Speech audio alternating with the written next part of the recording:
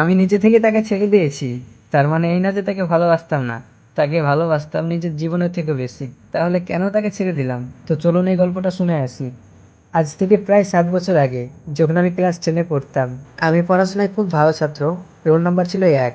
আবার আমি ক্লাসের মনিটর ছিলাম। সেই দিন আমার মনটা একটু খারাপ ছিল। তাই স্কুলের বারান্দায় দাঁড়িয়েছিলাম। তারপরে ক্লাসের ঘন্টা পড়ে গেল। আমি রুমের দিকে যাব ভাবছি, আর ঠিক ওই সময় একটা মায়াবী কন্যা আমাদের স্কুলের গেট দিয়ে স্কুলের ভিতরে ঢুকছে। স্কুলে এত এত মেয়ে আছে, কাউকে এইভাবে কখনো দেখিনি। যেমন তার মায়াবী চোখ, তেমনই তার মায়াবী চেহারা। তারপরে সে নিচতলায় ঢুকে যায়। এরপর আমি রুমের দিকে ঢুকতে যাব, আর ঠিক ওই সময়তেই দেখতে পাই সে সিঁড়ি বেয়ে উঠে আসছে দোতলায়। তারপর আমি মনে মনে ভাবছি, দোতলায় তো সবই ক্লাস 10, আমাদের রুমে না তো আবার। তারপরে সে আমাদের রুমে ঢুকে যায়। আমার যে মন খারাপ ছিল, আমি তাকে দেখার পর ভুলেই গেছিলাম। যাই হোক, তারপর ক্লাসে আমিও ঢুকে যাই। এরপর ক্লাসে স্যার আসলো, আর যে মেয়েটা আমাদের ক্লাসে নতুন, তাকে নিয়ে কিছু কথা বলতে শুরু করলো। কথাগুলো এমনই ছিল যে ওদের বাড়ি ছিল আগে কলকাতা। তার বাবা মা কেউ নাই, কিছুদিন আগে একটা অ্যাক্সিডেন্টে মারা গেছে। এখন সে তার নানির বাড়িতে থাকে, আর এখান থেকে সে পড়াশোনা করবে। তবে এর সাথে কেউ খারাপ ব্যবহার যেন না করে। স্যার এইসব কথা বলল। তারপর আমি মেয়েটির মুখে মুখে তাকাই। ইস, ওর মায়াবী চোখ, মায়াবী চেহারা যতটা না সুন্দর, তার থেকে অনেক বেশি তার ভেতরে এখন কষ্ট। তারপরে স্যার ক্লাস শুরু করে দেয়। ক্লাস শেষে আমি যা বুঝতে পারলাম, মেয়েটাও একটা ভালো স্টুডেন্ট। দু একদিন যাওয়ার পর মেয়েটাও বুঝতে পারে আমিও একটা খুব ভালো স্টুডেন্ট। তবে মেয়েটা কথা বলার সাহস পেত না। আর আমার তো এমনিতেই মনের ভেতর অনেক ভয়। তাছাড়া ওর মনের অবস্থা ভালো না বলে আমিও কথা বলার চেষ্টা করিনি। প্রায় 2 মাস যাওয়ার পর একদিন টিফিন সময়তে দেখি মেয়েটি একা একা বসে কি যেন একটা করছে। তারপর আমি ভাবলাম, এখন তো কেউ নাই, যাই একটু কথা বলার চেষ্টা করি। তারপর আমি মেয়েটির কাছে গেলাম। এরপর এই ভীতু মনটাকে শক্ত করে তাকে জিজ্ঞেস করলাম, কি করছেন আপনি এখানে একা একা বসে? সবাই টিফিন করতে গেছে, আপনি যাবেন না? এরপর মেয়েটি কিছুই বললো না। তারপর আমার মনকে আমি নিজেই বকতে লাগলাম, কেন যে তার সঙ্গে কথা বলতে আসলাম, নিজেকেই খারাপ লাগছে। আমি চলে যাচ্ছিলাম, আর ঠিক ওই সময়তে মেয়েটি বলে উঠলো, আমি বাড়ি থেকে টিফিন নিয়ে আসি, আমার বাইরে যাওয়া লাগে না। হ্যাঁ, টিফিন করবো, চাইলে আপনি আমার সঙ্গে করতে পারেন।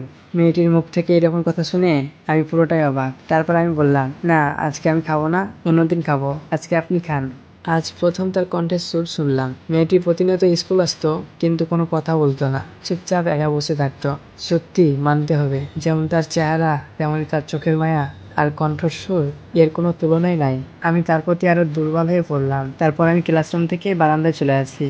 আমি রুম থেকে চলে আসলাম ঠিকই, কিন্তু মনটা ওখানেই পড়ে আছে। কিছুক্ষণ যাওয়ার পর মনটাকে শক্ত করে আবারও ক্লাসরুমে চলে আসলাম। মেয়েটি আমার দিকে আর চোখে তাকাচ্ছে, আমিও তাকাচ্ছি। তারপর সে বলে উঠলো, কিছু বলবেন? আমি বললাম যে কিছু না। তারপর স্কুল ছুটি হওয়ার পর ওকে আমি খুঁজছি। এক নজর দেখে আমি বাড়ি যাব। পুরো স্কুল খোঁজাখুঁজির পরেও তাকে পেলাম না। তারপর আমি মন খারাপ করে স্কুল থেকে বেরিয়ে আসছি। এরপর দেখি সে স্কুলের গেটের সামনে দাঁড়িয়ে আছে। আমি ওকে দেখেও না দেখা ভান করে চলে যাচ্ছিলাম। এক পলক দেখার ইচ্ছা ছিল, সেই ইচ্ছাটা তো পূরণ হয়ে গেল, তাই বাড়ি চলে যাচ্ছিলাম। আর ঠিক ওই সময়তেই মেয়েটির মুখ থেকে আমার নাম শুনতে পাই। আমার বুকের ভিতরটা কেমন জানি করছে, ওর মুখ থেকে আমার নাম শুনতে পেয়েছি। আমি ভয়ে ভয়ে ওর দিয়ে তাকিয়ে বললাম, জি বলুন, কিছু বলবেন? তারপর সে বলল, আমার সাইকেলের চাকা পাংচার হয়ে গেছে। তারপর আমি বললাম, আশেপাশে তো কোনো সাইকেলের দোকান নেই, এখন বাড়ি যেতে হলে তো হেঁটে যেতে হবে। আচ্ছা ঠিক আছে, আপনার সাইকেলটা আমাকে দেন, দিয়ে চলুন আপনাকে এগিয়ে দিয়ে আসি। এত সুন্দর সৌভাগ্য আমার, তার সঙ্গে হাঁটারও সুযোগ পেয়ে গেলাম আজকে। আমরা দুজন রাস্তা দিয়ে হাঁটছি। তারপর আমি মেয়েটিকে জিজ্ঞেস করলাম, আচ্ছা আপনার নাম কি বলুন তো? আপনার নামটা জানি না। তারপর মেয়েটি বলল, আমার নাম রীতি, রীতি খাতুন। এরপর আমি বললাম, বাহ, অনেক সুন্দর নাম। তারপর আমি আবারও বললাম, আচ্ছা, আমরা যে আপনি আপনি করে বলছি, এটাকে কি তুমি করে বলা যায় না? তারপর রীতি বলল, আমিও এটাই ভাবছিলাম, যে আপনি থেকে তুমিতে গেলে সব থেকে বেশি ভালো হবে।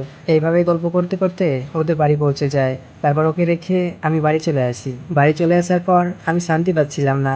খেতে বসেও ওর কথা মনে পড়ে, পড়তে গেলেও ওর কথা মনে পড়ে, ঘুমাতে গেলেও চোখে ঘুম নাই, ওর কথা মনে পড়ে। আমি তার প্রতি এতটাই আসক্ত হয়ে গেছিলাম যে তাকে ছাড়া কোনো কিছুই ভাবতে পারছিলাম না। তারপরের দিন আমি স্কুলে তাড়াতাড়ি চলে আসি, শুধু তাকে এক নজর দেখার জন্য। কিন্তু আফসোস, সে সেদিন স্কুল আসেনি। আমার মনটা অনেক খারাপ হয়ে যায়। তারপর আমি ভাবছি, ওকে যদি এক নজর না দেখতে পাই, তাহলে তো আমি থাকতেই পারবো না। তারপর স্কুল শেষে আমি কোনো কিছু না ভেবে সোজা চলে যাই রীতিদের বাড়ির সামনে। তারপর দেখি রীতি বাইরে মন খারাপ করে বসে আছে। এরপরে রীতির চোখে চোখে আমার চোখ পড়ে। আমি না দেখা ভান করে সোজা চলে যাই, কিন্তু রীতি বুঝতে পেরে যায় যে আমি তাকে দেখার জন্য এসেছি। তারপরের দিন আমার স্কুল যেতে একটু দেরি হয়ে যায়, কারণ বাড়িতে একটু কাজ ছিল। কাজটা করতে গিয়ে একটু বলতে বেশি দেরি হয়ে যায়, কিন্তু রীতি আজকে অনেক আগে এসে বসেছিল। ক্লাসরুমে ঢুকতে দেখি ক্লাস শুরু হয়ে গেছে। আমি স্যারকে বললাম, স্যার আমি আসতে পারি? স্যার বলল, হ্যাঁ আসো। এত দেরি হলো কেন? আমি বললাম, আমার একটা কাজ পড়ে গেছিল, তাই একটু দেরি হয়ে গেল। এরপর স্যার বলল, ঠিক আছে গিয়ে বসো। আমি ফার্স্ট বেঞ্চে বসি, আর আমার পাশে রীতি বসে আছে। রীতি আমার দিকে আর চোখে তাকাচ্ছে, আমিও দেখলাম। তারপর টিফিন সময়ে রীতি আমাকে ডাকলো, আমি রীতির কাছে গেলাম। এরপর রীতি বলল, কালকে আমাদের ওদিকে কিসের জন্য গেছিলে? আমি বললাম, এমনি ভালো লাগছিল না তাই ঘুরতে গেছিলাম। তারপর আমি রীতিকে আবারও বললাম, আচ্ছা তুমি কালকে স্কুল আসোনি কেন? তারপর রীতি বলল, কালকে ভীষণ পেটে ব্যথা করছিল, তাই স্কুলে আসতে পারিনি। এরপর আমি বললাম, ও আচ্ছা। তারপর রীতির সঙ্গে আস্তে আস্তে আমাদের দুজনের ভালো বন্ধুত্ব হয়ে যায়। এইভাবে প্রায় 2 বছর কেটে যায়। আমরা যখন ক্লাস 12-এ পড়ি, একদিন আমি টিফিন সময় দেখতে পাই রীতি একটা ছেলের সঙ্গে হাসাহাসি করে কথা বলছে আমার চোখের সামনে। আমি এই বিষয়টা সহ্য করতে পারছি না। তারপর আমি রীতির সামনে যাই, রীতিকে বললাম, এটা কে? আর এত হাসাহাসি কথা বলার কি আছে? তারপর রীতি বলল, এটা আমার দাদা, আর হাসাহাসি করে কথা বললাম তো কি আছে? এরপর আমার প্রচন্ড রাগ হয়। রাগের মাথায় ওকে একটা চড়ও মেরে দিই, আর যেটা আমি এতদিন পর্যন্ত বলতে পারিনি সেটাও বলে ফেলি। আরে পাগলি, তোকে আমি অনেক ভালোবাসি। তুই কোনো ছেলের সঙ্গে কথা বলা তো দূরে থাক, তোর দিকে যদি কোনো ছেলে তাকায় সেটাও আমি সহ্য করতে পারি না।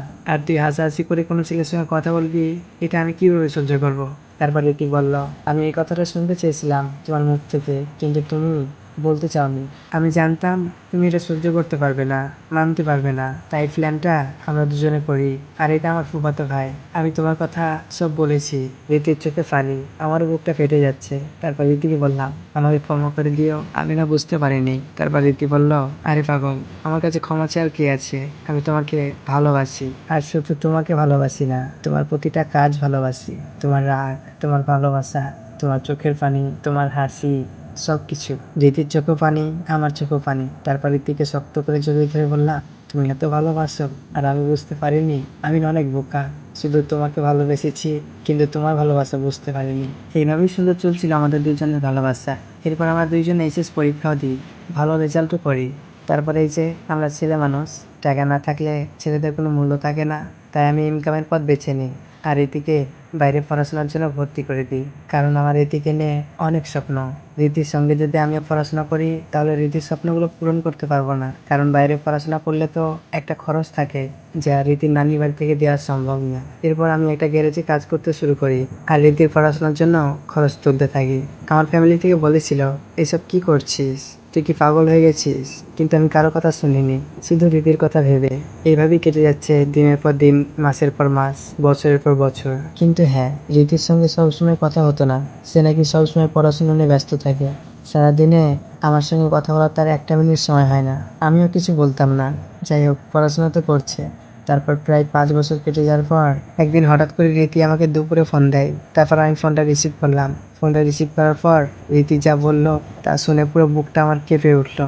রীতি আমাকে বলল, এতদিনে আমার জন্য তোমার কত টাকা খরচ হয়েছে? তারপর বুকে আমি একটা বড় আঘাত পেলাম। তারপর আমি বললাম, এইসব কথা বলছে কেন রীতি? তারপর রীতি বলল, কিভাবে যে বোঝাবো তোমায় বুঝতে পারছি না। রীতি বলতে চাইছিল না। তারপর আমি তাকে অনেক জোর করার পর সে বলে তার নাকি সেই প্রথম থেকে একটা ছেলেকে ভালো লেগেছে। রীতি নাকি আমার কথা বলেছে ছেলেটাকে। তারপর ছেলেটা বলেছে, রীতির জন্য যা খরচ করেছি এতদিন, সব খরচ নাকি আমাকে সে দিয়ে দিবে। এই কথা শোনার পর আমার বুকের ভিতরটা পুরো তছনছ হয়ে যায়। যাকে এত বিশ্বাস করলাম, ভালোবেসে এত কিছু করলাম, আজ সেই আমার সঙ্গে এত বড় বেইমানি করলো, এত বড় বিশ্বাসঘাতকতা করতে পারলো। সে একবারও বুঝতে পারলো না কত কষ্টে তাকে এই জায়গাতে নিয়ে এসেছি। এক সময় যে মানুষটা আমার প্রতি পাগল ছিল, আজ যে মানুষটার কাছে আমি তুচ্ছ হয়ে গেছি। তারপর আমি তাকে নিজে থেকে ছেড়ে দিলাম। হ্যাঁ, আমি চাই সে সুখে থাকুক। তো ধন্যবাদ পুরো ভিডিওটা দেখার জন্য। আর এরকম নতুন নতুন গল্প দিতে চাইলে অবশ্যই রাজভাই পেজটিকে ফলো করে আমাকে নক দিবেন। পুরো ভিডিওটা দেখার জন্য অসংখ্য ধন্যবাদ। ভালো থাকবেন।